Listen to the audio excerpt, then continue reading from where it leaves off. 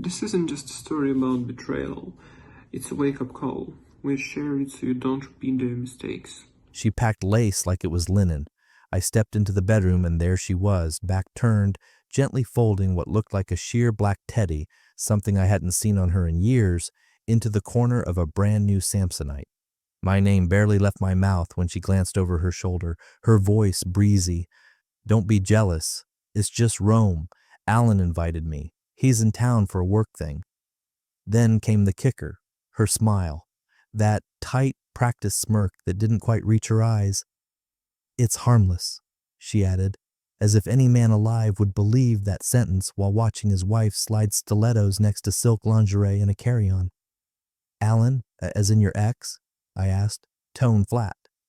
Mm-hmm, she chirped, like we were discussing a high school reunion, not her reuniting with the guy who once sent her a Valentine's Day video montage set to Norah Jones. We're just going to catch up. Walk the old city. I'll be back Sunday. Don't spiral. She didn't even try to lie well. No elaborate excuse, no stumbling, just pure, condescending calm, as if the sheer absurdity of her honesty was supposed to disarm me. And maybe it did, for a second. Because I said nothing, I just nodded. That alone seemed to irritate her more than if I'd shouted. By the sixth time she said, "Don't be insecure," I was staring at the floor, not out of shame, but to hide the smile that was beginning to form. Not the ha-ha kind, the oh really kind. And if you're listening to this right now and you're like most guys, 95% of you aren't subscribed, you might want to change that. It keeps the team caffeinated and the stories coming. She left the next morning in jeans and a cashmere sweater, but carried a suitcase that buzzed with secrets. Said she'd booked her own hotel, dropped the name of it casually like it was supposed to calm me. The kind of hotel that charges extra for espresso and doesn't list prices on the menu. She kissed her coffee, not me, and vanished out the door with a flip of her hair and the soft clack of boots that weren't made for cobblestones. I didn't chase, I didn't fight, I sat down, logged in, opened up my browser like I was checking the weather, and typed in Alan's name. I expected a private profile, maybe a couple outdated photos from a golf course or a half marathon. What I didn't expect was a man who documented his life like a travel blogger with abandonment issues, beaches, boardrooms, wine cellars, but what stood out wasn't the scenery, it was the woman, always there, same eyes, same hand on his arm, same caption beneath different sunsets. My world. My anchor. Melanie. I clicked through weddings, brunches, a sleepy photo of them on a balcony in Portugal with the tag 8 years strong today. Her smile seemed real, not performative, not curated, real. So now I was staring at something new, a story I wasn't a part of, unfolding in parallel. One where my wife was the again in he's doing it again. One where this Rome trip wasn't spontaneous, but tradition. I sat back, cracked my knuckles, and opened notes. I wrote a single line. Hi, Melanie, I think we should talk. Then I stared at it for a long time, not because I didn't know what to say, but because I suddenly realized I wasn't angry yet. I was studying, learning, watching the last scene of a play I'd been acting in for 15 years without knowing the script, and something inside me clicked. Not rage, not sorrow, something colder, more dangerous. I hit send, then I poured myself a drink and waited. She didn't say goodbye, just adjusted her sunglasses at the door, smoothed the front of her blouse, which coincidentally was sheer enough to make any customs officer take a second look, and winked. Don't wait up, Caroline said with a little sing-song lilt, like she was heading to brunch with the girls, not a Roman rendezvous with a man she used to whisper about in her sleep. The door clicked shut. The car pulled away. I didn't move from the kitchen stool, just listened to the sound of our marriage evaporating in real time, like the hiss of steam from the kettle I never poured. I waited for the flight confirmation. Watched the departure board online until the Rome-bound number switched to in air, no chance of a U-turn now. Then I opened Facebook again, found Melanie's profile, unlocked, open like a hallway light left on by mistake. Her bio was a quote from someone famous I couldn't place. Grace is power under control. Fitting. I didn't draft a novel. No backstory, no passive-aggressive hints. I typed, Hi Melanie, I'm David. My wife is in Rome with your husband. I thought you should know. I stared at it for 10 minutes before hitting send, then I stood, did the dishes, folded a towel that didn't need folding, poured a drink, and poured it out. Half an hour passed, then an hour. I figured that would be it, silence or a block. Then my phone buzzed, so he invited her again. Interesting. That was the first message, no greeting, no outrage, just a sentence that told me everything.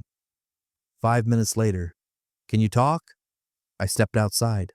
Cold air, quiet street, dialed the number she gave. She picked up after 2 rings. Her voice was clear, unrushed, not a tremble in it. "I figured it out 2 years ago," she said. Didn't know her name, but the timing always lined up. May, September, always the same months. I'd get receipts for flights he didn't mention. His shirts would come back from the cleaners with perfume I don't wear. I stayed quiet. "You married, David?" 15 years. She hummed.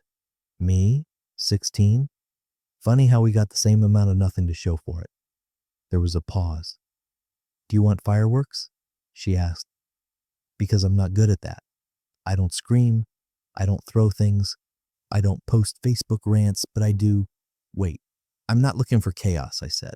"Good," she said. "Then we're on the same page." There was a rustling sound on her end, maybe papers. "I've been watching for a while," she continued, "saving things, screenshots, airline confirmations, shared drives, nothing conclusive, until now. If she's there, then it's not just theory anymore. It's pattern, ritual." "And you want to do what exactly?" I asked. She exhaled. "Not now, not loud. But when it lands, when it matters, it lands hard. I want timing. I want leverage. I want them to think they're safe until the moment they aren't." I leaned against the porch rail. The wind picked up. You still love him?" I asked. There was a beat of silence. "I don't think that's the right word anymore," she said. "But I know where his money is. I know what's in both our names, and I know how to make it count." I nodded slowly, even though she couldn't see me. "I'm not looking to burn the house down," I said. "Just want to make sure she doesn't think she's walking away clean." "Then let's help each other," she said, not with noise, with timing. We didn't say goodbye, just hung up. I stood out there a while longer, staring at the dark, trying to decide whether I felt better or worse, still not sure. But I knew this. I wasn't alone in this anymore, and whatever came next wasn't going to be a scene. It was going to be a strategy. The first photo Melanie sent was from 2017, a blurry image of Alan at a hotel bar in Lisbon. She'd snapped it from behind a magazine, apparently, said she was supposed to be flying out the next morning to meet him there, but he'd called last minute and told her not to come. Meeting got extended, he claimed. She had a bad feeling and boarded the plane anyway. Found him laughing with someone at the bar. Couldn't see the woman's face, just her hand on his knee, and a familiar silver charm bracelet dangling from her wrist. It was the same bracelet I'd bought Caroline on a layover in Heathrow. Melanie hadn't confronted him then. She'd gone back to the airport and flown home, told me she spent the next 2 years doubting herself, gaslighting herself, replaying it in her head, and wondering if maybe she was crazy. But she never forgot that bracelet. She'd collected more since, receipts, timestamps, metadata from shared cloud calendars Alan hadn't realized she still had access to. She forwarded everything to me, no commentary, just file after file. I opened them slowly, one by one. Alan's trip to Vancouver in March 2020. Caroline had told me she was at a conference in Denver. I remembered it because it was right after my brother's emergency surgery, and she'd insisted it was bad timing to cancel. Her conference badge, tucked away in our junk drawer since then, said Calgary. I remembered because I'd thrown it in the trash that week, and she took it out and said she might need it for taxes. Alan's trip to Florence in 2019, she told me she was visiting an old college roommate in Chicago. Funny how both their flights landed in Rome within the same hour. I started looking back through my own digital life, my Google Calendar, my iCloud albums. In October 2018, we canceled our 10-year anniversary trip to Charleston. She said work was too hectic. I spent the weekend at home watching a documentary about sea turtles and eating leftover pad thai. Meanwhile, she'd posted a single photo from a girls' weekend, just a blurred skyline, no faces. I zoomed in.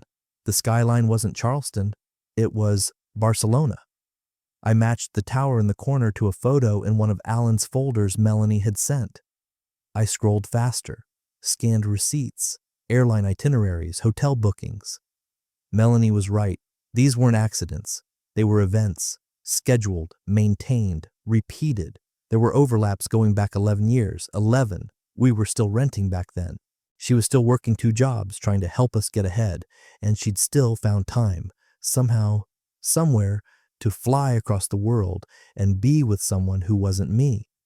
It wasn't that she had a second life. She had a second marriage, one that operated in shadows and business class lounges. I just funded the off weeks. My chest felt tight, but I wasn't crying. No, I was cataloging, sorting memories into 2 columns, before I knew and after I knew. You know what really broke me? There was a calendar entry from April 2015. It said, Dan's Little League game, in her handwriting. I remembered that day. She never showed. Texted that she was stuck in traffic on the 101. We waited in the bleachers for 2 innings before Dan gave up looking for her in the parking lot. Alan's location history had him checked in at a resort in Santorini that week. Caroline's flight had landed in Athens 2 days earlier. I closed the laptop. My hands were shaking. Not from rage, but because I suddenly realized how long I'd been the fool. The guy who held her coat, who checked the mail, who watered her plants while she was off rediscovering her youth in other people's arms. The trip to Rome wasn't bold. It was routine. I wasn't the betrayed husband discovering a singular affair. I was a footnote in a romance novel I never got to read, one where I was the scenery, and now I had the index, the chapters, the timestamps, and a partner on the other side just as ready as I was to make it the last edition. You want to destroy them? I asked, the words dry in my mouth. No, Melanie replied, her voice so calm it almost made me angrier. I want clarity. I want leverage. I want silence, followed by silence, the kind that leaves them guessing which mistake finally caught up with them. She had waited 2 days before calling again. I assumed she needed time to process, but it wasn't grief holding her back. It was planning. Alan, she explained, was in the middle of a real estate transaction involving 2 apartment buildings in Phoenix. The properties had been registered under a trust in both their names for years, but now he needed to restructure the ownership to pull in outside investors. That meant getting her signature on a cascade of legal paperwork. He said it's just procedural. Nothing will change, she said, imitating his dismissive tone. But I know the game. He wants my signature on a document that severs my control over the assets, and I've been holding the pen for a week. She paused. Then, I'll sign when I have what I need. A guarantee. What do you want from me? I asked, even though I already knew. Proof, not assumptions, not hunches, a timestamp, a location, a moment. I don't care if it's a kiss, a breakfast, a damn reflection in a mirror. I need them together. Once, just once. And if I get that, I give you full access. Alan's Dropbox, the one he thinks I don't know about. I already cracked his secondary email. There's stuff in there, travel logs, bills, maybe worse, but I won't unlock it until I'm sure I'm not blowing this up over paranoia. I should have hung up or said I needed time.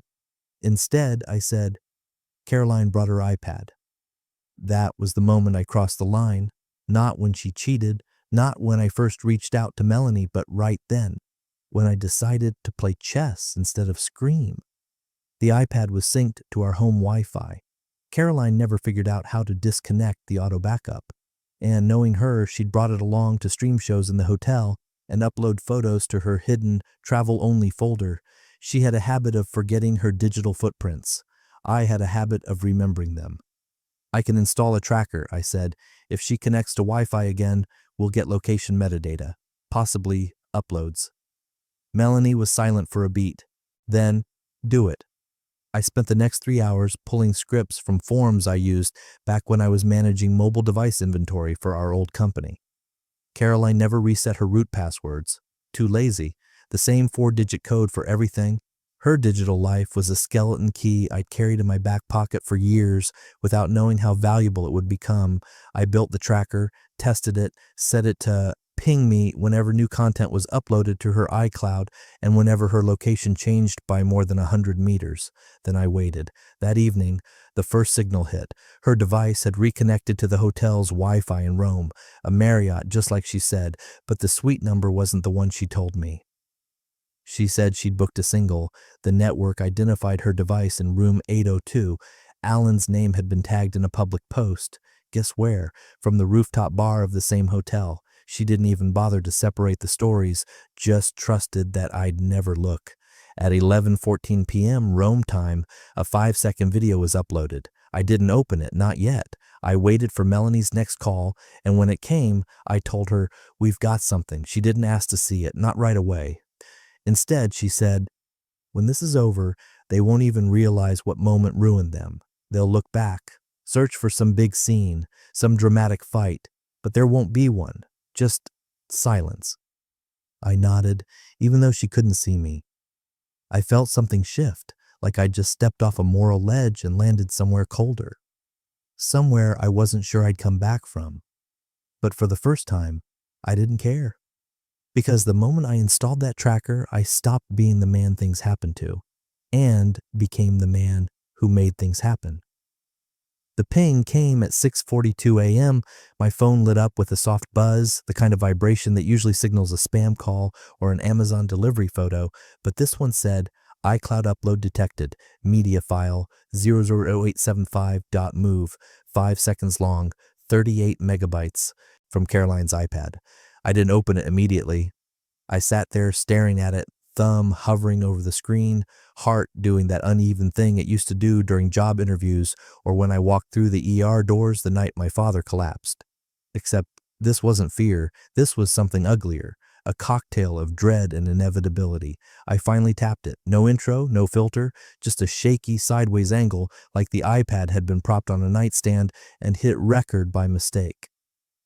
Caroline, barefoot, in a white robe I'd never seen before, her hair loose and damp, stood facing a floor-length window. City lights shimmered in the distance. Rome, definitely Rome. You could make out the dome of St. Peter's Basilica in the corner, but none of that was the point. The point was the arm, a man's arm, tanned, veined, familiar in the most nauseating way. It snaked around her waist and pulled her closer. She leaned back against him, smiled faintly, and tilted her head toward his shoulder. No kiss, no moan, just a quiet, stolen peace. Then came the voice, off camera, low, casual, American. "Still think we should have told them?" It was unmistakable. Alan. The video cut off right after. No reply from her. Just the click of a lighter, a brief inhale, and silence. I watched it 3 times. Not because I needed to, but because part of me kept waiting for a punchline, for Caroline to turn around and reveal it was someone else, for the robe to slip and the illusion to shatter. It didn't. I saved the file, created a new folder, labeled it Clarity. Then I sent it to Melanie. No message, no context, just the video. And then, nothing. Not for 30 minutes, not for an hour. By lunchtime, I started wondering if I'd crossed some line even she couldn't follow, if the reality of it, the robe, the arm, the intimacy was too much even for someone as calculated as her. At 2:17 p.m., my phone buzzed. "Thank you," she wrote. "My turn now." No emojis, no threats, just that 5 words. I sat back, trying to guess what her turn would look like. I didn't imagine firebombs or confrontations. Melanie wasn't built like that. Her revenge was going to be quieter, surgical, the kind you didn't feel until the bleeding started. I spent the rest of the day walking around our house like a guest, noticed the wedding photo on the shelf, us on the Oregon coast, weaned in her hair, my tie crooked because she'd tugged it loose for the camera. The irony of it made me laugh harder than I should have.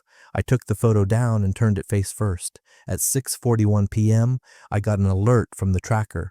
Caroline's iPad had changed locations, a ping from a cafe down the street from the hotel.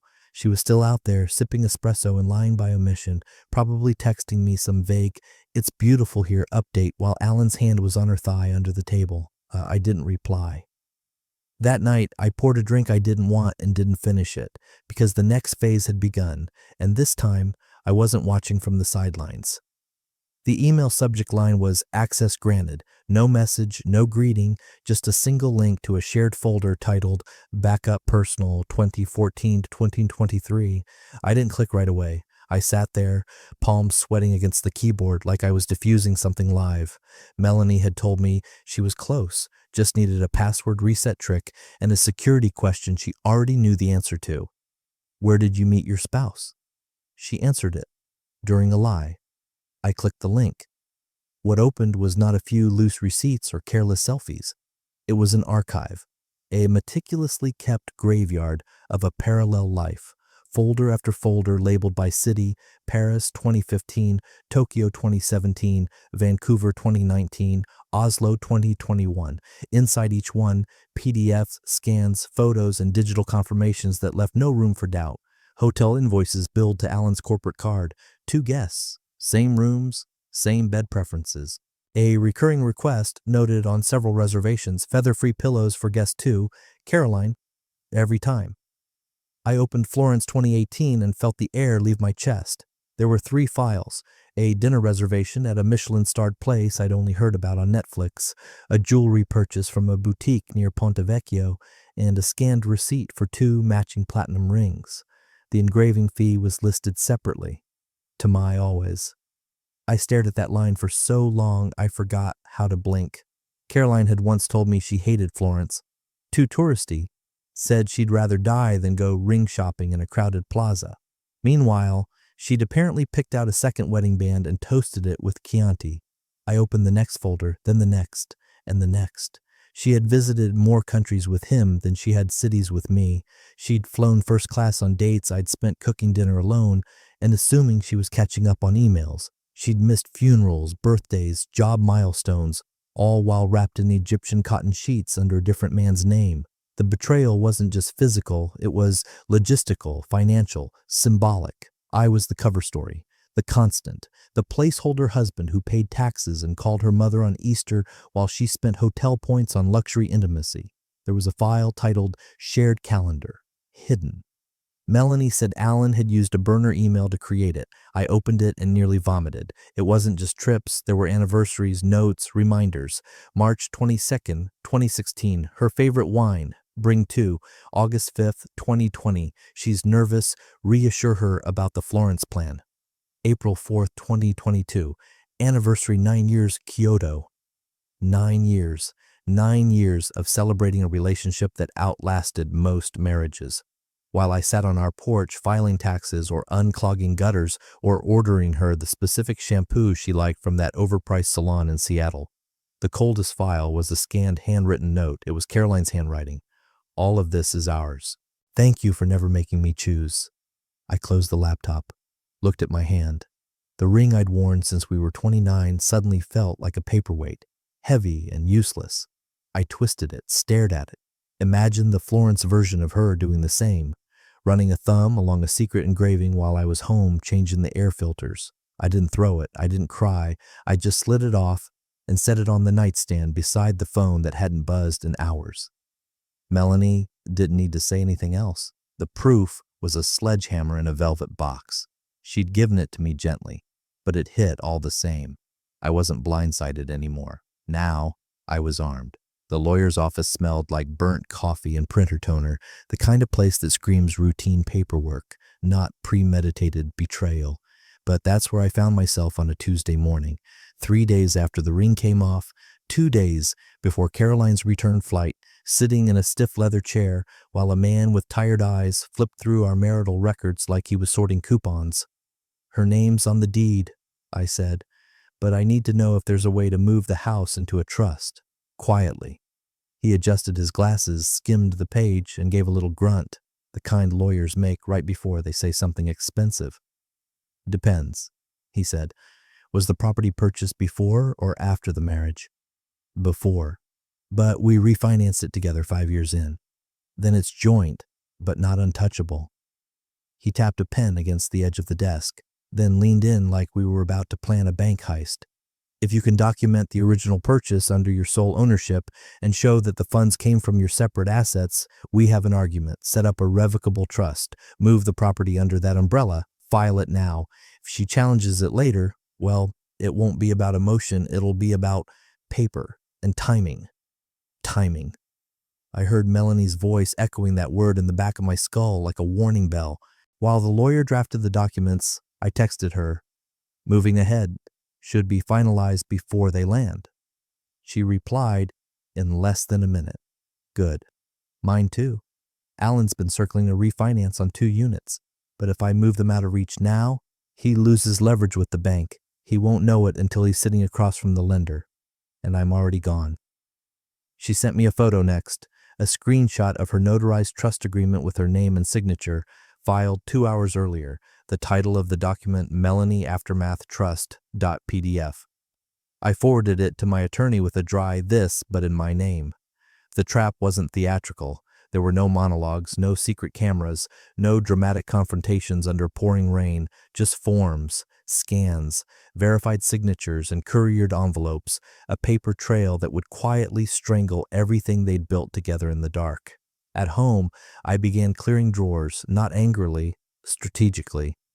I boxed up old documents, separated accounts, created a new password spreadsheet, and deleted the shared one we used for 10 years. Erased her face from the Face ID on the safe. I wasn't cleaning house. I was reclaiming territory. That night, I sat on the porch with a legal pad and wrote down everything I knew.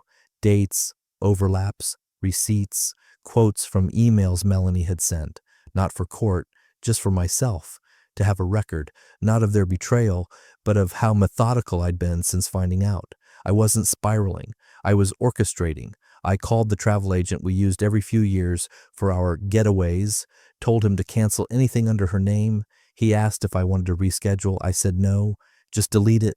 In the evening, Melanie and I had a final call, our voices both steady, no emotion left. "We good?" she asked. I looked at the copy of the trust paperwork sitting in my inbox. "We're good," I said. She didn't say goodbye this time. She just ended the call. I sat in the silence that followed, not with dread, but with something unfamiliar. Control. For the first time in years, I wasn't reacting. I was steering. The strike wasn't coming with fists or screaming matches. It was coming in silence, in notarized documents, in legal filings they wouldn't even see until it was too late. And by the time Caroline walked through the door, there wouldn't be anything left for her to lie about. She walked through the door like nothing had changed, like the Rome trip was just a midweek yoga retreat. Tan, rested, smelling faintly of bergamot and some cologne I didn't recognize. Her carry-on rolled smoothly behind her, and she tossed her jacket on the hook like she hadn't just detonated our life and come back to check the damage. I didn't meet her in the foyer. I waited in the kitchen, finishing my coffee, letting her find me instead. When she did, I looked up slowly. She smiled like we were in the middle of something warm, familiar, safe. "Hey, you," she said. "Flight wasn't bad. I got you something, by the way. Some of that espresso you like. They had a local brand in Trastevere. My mother's coming to stay," I said, setting the mug down. She blinked. "What?" I invited her. "She'll be in the guest room starting Friday." Her smile didn't fade. It cracked. "You okay?" she asked, watching me closely now. "I'm sleeping in the guest room until she leaves. Didn't want to disturb her. You know how light she sleeps." I said it flat, dry, like I was reading grocery items, not a note of anger, just data. The silence between us was a living thing, not tense, just watchful, like a dog that doesn't trust you anymore but hasn't bitten yet. She nodded once. "Right, sure, that's fine." Then she disappeared upstairs.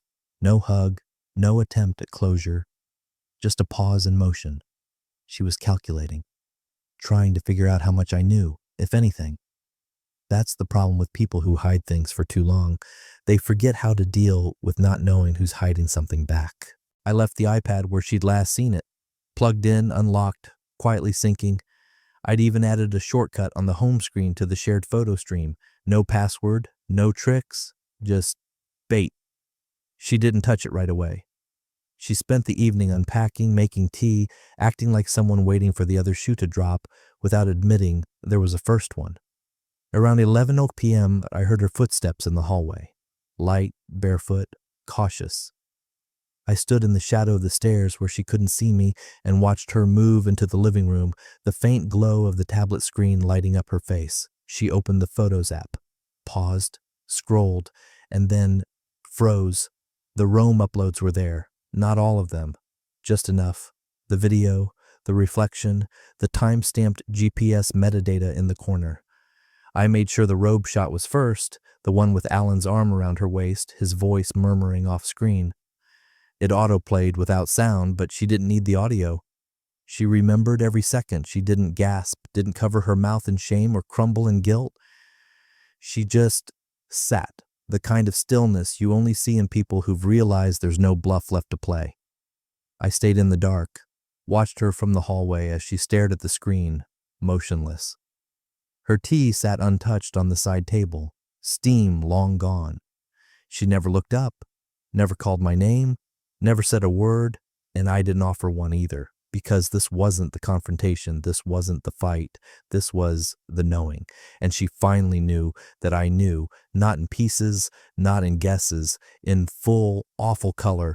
When I turned to walk upstairs, I didn't feel victorious. I felt still, like I was part of a machine that had just completed its cycle. There were no screams in this house, only silence.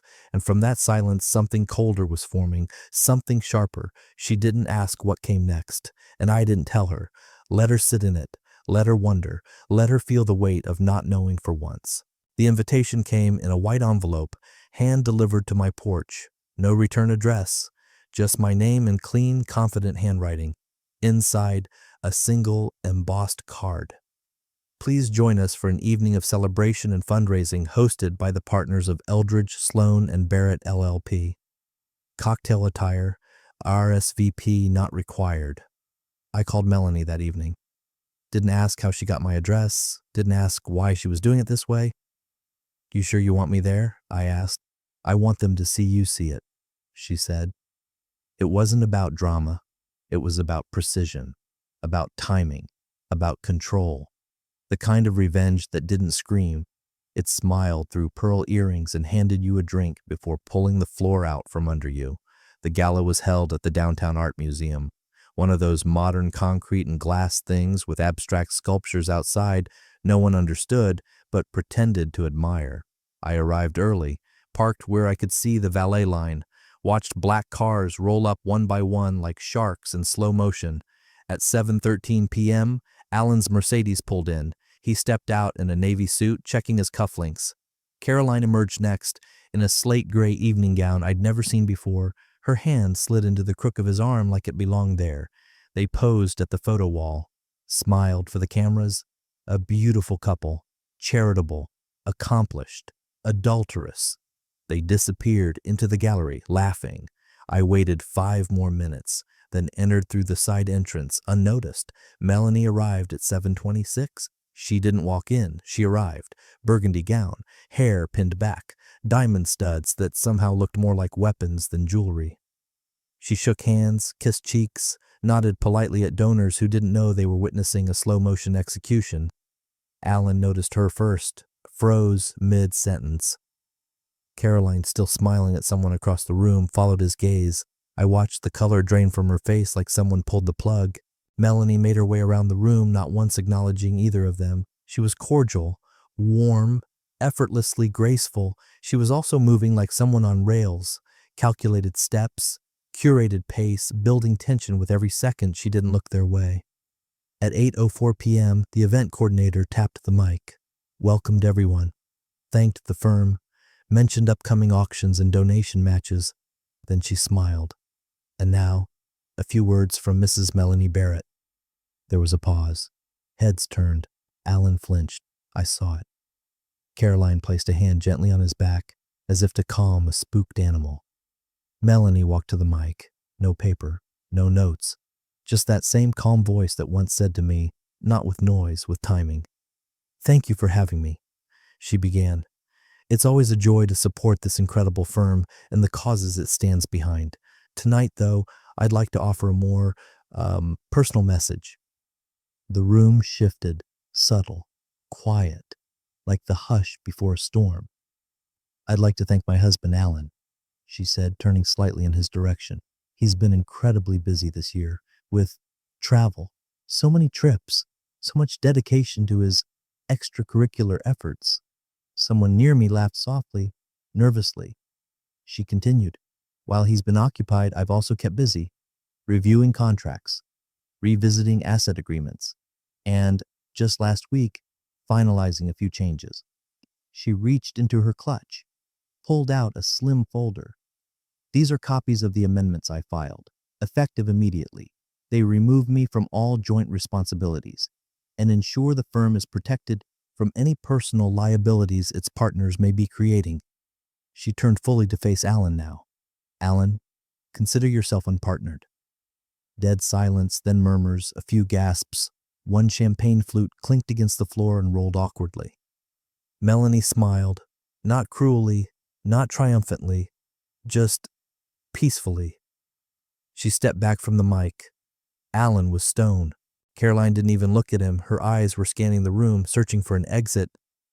For me, I stood in the shadows, watching it all. Not gloating, just witnessing. Melanie walked past me on her way out. Didn't stop, didn't even glance. Just brushed her fingers lightly against my arm as she passed. It was done. They weren't destroyed, but they were seen. And there's something worse than being ruined. It's being revealed. The silence was different that morning. Not the kind that follows an argument or fills the space between two people too tired to talk. No, this silence had weight, finality. It felt like someone had packed up a ghost and moved it out in the middle of the night. I walked downstairs expecting the usual ritual: half-empty coffee cup, a robe draped over the back of a chair, the faint scent of her perfume hanging in the air like unfinished business. None of it. The kitchen was clean, chair tucked in, counter wiped down. I stood in the hallway for a minute listening, for water, for movement, for her, nothing. Then I saw the closet, the empty gap where her suitcase used to sit. Gone. I checked the bedroom. Drawers open but half full. She didn't take everything, just what mattered, just what she didn't want me holding on to when it was over. I didn't panic. I didn't call. I sat at the desk, opened my laptop, and saw the single email waiting. Sent at 3:47 a.m. Subject line: "No excuses, no greeting, no goodbye, just this. I don't deserve a response, but I saw it, all of it. Do what you need to do." There was one attachment, a scanned letter, yellowed paper, slight creases like it had been folded and unfolded too many times.